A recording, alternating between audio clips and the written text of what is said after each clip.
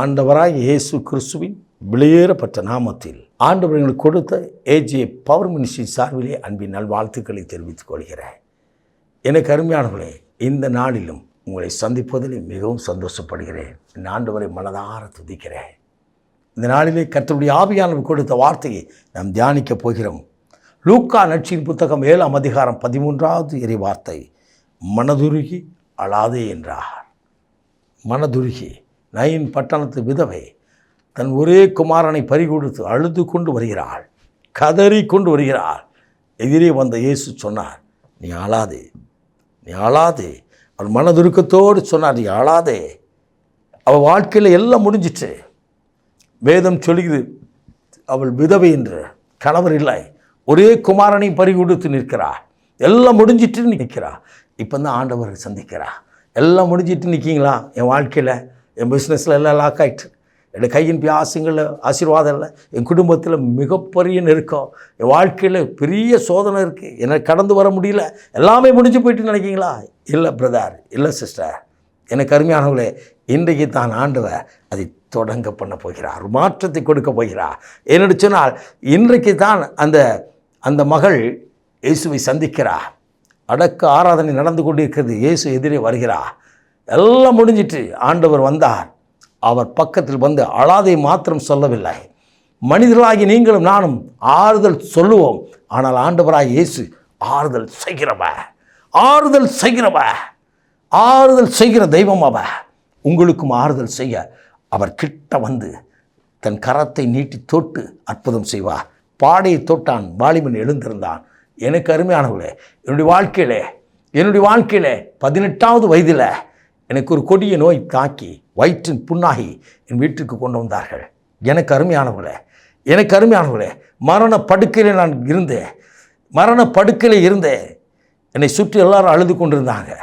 என்ன நடந்ததுன்னு தெரியாது, எனக்கு பேச்சு மூச்சு இல்லாமல் இருக்கிறேன். அந்த மாதிரி ஒரு சூழ்நிலையில் எங்கள் பகுதியில் அன்றைக்கு இருந்த அருமையான ஐயா 2-3 பேரை என் தம்பி கூட்டிகிட்டு வந்திருக்கிறார். கூட்டிகிட்டு வந்து எங்கள் அண்ணன் அப்படியே பேச்சு மூச்சு இல்லாமல் இருக்கிறாரு, வந்து ஜெபிங்கன்னு சொல்லி அவங்க 2-3 பேர் கட்டில் சுற்றி நின்று ஜெபம் பண்ண ஆரம்பித்தாங்க. நடந்தது என்ன தெரியுமா? எல்லாம் முடிஞ்சிட்டுன்னு இருந்தால் வயிறு ஆஸ்பத்திரியில் குடல் புண்ணாகி குடல் அழுகிற நிலையில் ஆகிட்டுன்னு சொல்லி வீட்டுக்கு அனுப்பிட்டாங்க. எங்கள் அம்மா கதறி அழுதுருக்காங்க, எல்லோரும் சுற்றி அழுதுருக்காங்க. இதுக்கு மேலே ஒன்றும் இல்லைன்னு சொல்லி நிற்கும்போது அவங்கெல்லாம் ஜெபம் பண்ணியிருக்காங்க கண்ணீரோடு. எனக்கு என்னன்னு தெரியாது, நான் அப்படியே தூங்கி கொண்டிருந்தேன். நடந்தது என்ன? என் பக்கத்தில் யாரோ ஒருத்தர் வந்தார், என் வயிற்றில் கை வைத்தார். அவ்வளோதான், கையை வச்சு அப்படியே தடை விட்டுட்டு போயிட்டார். ஒரு செகண்ட் இது நடந்துச்சு. திடீரென்று நான் எந்திரிச்சு உட்காந்துருக்கேன். எல்லோரும் ஜோம் பண்ணிக்கிட்டு இருக்காங்க. என்னை பார்த்து எல்லோரும் ஓன்னு அழ ஆரம்பித்தாங்க. எனக்கு அன்றைக்கி தெரியாது இயேசு தான் வந்து என்ன தொட்டாரு. ஆனால் யாரோ 2 பேர் வந்து ஜெபம் பண்ணாங்களே. எங்கள் வீட்டில் கூட அந்த அளவு அழலை. அவங்க அப்படி கதறி அழுது ஜெபம் பண்ணாங்க. அந்த அழுகையின் சத்தத்தை என் தெய்வர் கேட்டார், என்னை உயிரோடு எழுப்பினார்.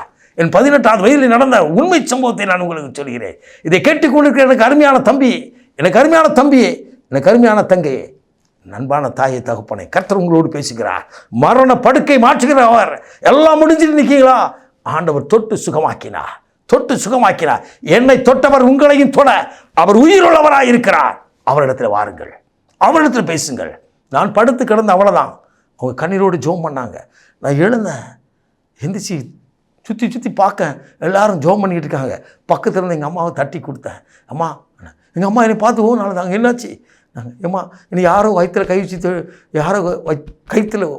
வச்சு தடவுனாங்க, யாருன்னு எல்லோரும் சுற்றி அந்தந்த பக்கத்தில் நின்று கண்ணீரோடு ஜெபிக்காங்க. எனக்கு தெரியாது. ஆனால் இயேசு வந்து என்னை தொட்டா. அன்றைக்கு பாடையை தொட்ட இயேசு என்னை தொட்டவ என் உயிரோடு எழுந்திருக்க செய்தா. ஹல்லேலூயா. இன்றைக்கும் என்னை ஒரு ஊழியனாய் மாற்றி ஆண்டவர் நடத்துகிறார். ஹல்லேலூயா. நான் கடந்து வந்த பாதையை திரும்பி பார்க்கிறேன். எனக்கு அற்புதம் செய்தவர் உங்களுக்கும் அற்புதம் செய்வார். ஆஸ்திரேலியா, அமெரிக்காவிலையோ ஐரோப்பாவிலையோ அற்புதம் செய்த நான் சொல்லலை. எனக்கு அற்புதம் செய்த ஆண்டவர் உங்களுக்கும் அற்புதம் செய்வா. எல்லாம் முடிஞ்சிட்டு இருக்கிற இடத்துல ஒரு தொடக்கத்தை செய்வா. எங்கள் அம்மா, எங்கள் குடும்பம் மறுபடியும் என்னை ஆஸ்பத்திரிக்கு கொண்டு போகலை. இயேசு சுகமாயிட்டான்னு விட்டாங்க, அவ்வளோதான். அதுக்கப்புறம் மறுபடியும் என் பணிகளை செய்ய நான் கடந்து போனேன். ஹல்லேலூயா. இன்றைக்கு இயேசுவை தேடி வந்திருக்கிறார். இயேசு வார்த்தை உங்களை தேடி வருகிறது.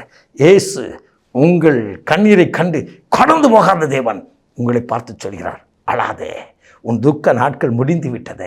என்னிச்சினால் துக்கங்களையும் வியாதிகளையும் நானே சுமந்தேன் என்று சொல்லி துக்கங்களை சந்தோஷமாய் மாற்றும்படியாக வந்திருக்கிறார். நாம் ஜெபிப்போமா? உங்களை அர்ப்பணிங்கள். ஏசப்பா, நீங்கள் என்னை தொட்டு சுகமாக்குங்கன்னு சொல்லுங்கள். மரித்தவனுக்கே ஆண்டவர் உயிரோடு எழுப்ப முடியுமானால் உயிரோடு இருக்கிற உங்களுக்கும் எனக்கும் அவர் அற்புதம் செய்வது மிக எளிதாக இருக்கும். விசுவாசித்து ஜெபியுங்கள், பொருத்தனை செய்யுங்கள். அனுதினமும் ஆண்டவர் சமூகத்தில் ஜெபிப்பேன் என்று சொல்லி அர்ப்பணித்து பாருங்கள். அனுதினமும் வேதத்தை வாசிப்பேன் என்று சொல்லி அர்ப்பணித்து பாருங்கள். உங்கள் பிரச்சனைக்கு இன்றைக்கு ஒரு முடிவு வருகிறது. உங்கள் வேதனைக்கு ஒரு முடிவு வருகிறது. உங்கள் கண்ணீருக்கு ஒரு முடிவு வருகிறது. இந்த நாட்கள் துக்கம் சந்தோஷமாய் மாறப்போகிறது. இயேசு தொட்டு அந்த பாடையை தொட்டு அவனை எழுப்பினார். தாயிடத்திலே ஒப்பு கொடுத்தார். அவள் தாயிடத்தில் கரத்தில் கொடுத்தார். எவ்வளோ சந்தோஷமாக இருக்கும் பாருங்கள். அன்றைக்கு நான் சுகம் இல்லாமல் இருந்து நான் இந்த மரண படுக்கையிலிருந்து எழுந்தபோது இனி அநேகர் எங்கள் பகுதியிலிருந்து பார்க்க முடிய வந்தாங்க. அற்புதம் நினச்சாம எப்படி அந்தோனியப்பா வளைத்து கொண்டான்னு சொல்லி ஏன்னு சொன்னால் மருத்துவமனையிலும் வந்தது நிறைய பேர் பார்த்துட்டு போயிருக்காங்க. சில நாட்கள் அவ்வளோ தூரம் இருந்ததை ஆண்டவர் லகுவாய் மாற்றி அற்புதம் செய்தார். ஏசு உயிரோடு இருக்கிறான்னு சொல்லி இன்றைக்கு என்னையும் சொல்ல வைத்திருக்கார். எத்தனை நல்லவர்! கர்த்தர் நல்லவர் என்பதை ருசித்து பாருங்கள். அவர் மேல் நம்பிக்கையுள்ள மனிதன் பாக்கியவான். பாக்கியவதியா? விசுவசித்தவளே பாக்கியவதி என்று சொல்லப்பட்ட வார்த்தையின்படி இன்றைக்கு ஆண்டவர் சமூகத்தில் நில்லுங்கள். ஆண்டவர் உங்கள் கண்ணீரை கண்டு கடந்து போகாத தேவன். அன்றைக்கு நயின் பட்டணத்து உதவியின் கண்ணீரை கண்டு கடந்து போகாமல் நின்று அவளை விசாரித்தவர் இன்றைக்கு உங்களை விசாரிக்கிறார். பிரச்சனையில் இருக்கிறாயோ, வேதனையில் இருக்கிறாயோ, வியாதியில் இருக்கிறாயோ, கண்ணீரில் இருக்கிறாயோ, இதோ என்னுடைய கரம் உனக்கு நீட்டி என் மனதுருக்கத்தின்படி தொட்டு நான் அற்புதம் செய்வேன், இன்றைக்கே செய்வேன் என்று சொல்லி உங்கள் அருகிலே, உங்கள் குடும்பத்திற்குள்ளா, உங்கள் குடியிருப்புக்குள்ளா, உங்கள் வீட்டிற்குள்ளா, உங்கள் பிஸ்னஸுக்குள்ளா ஆண்டவராக இயேசு வந்திருக்கிறார்.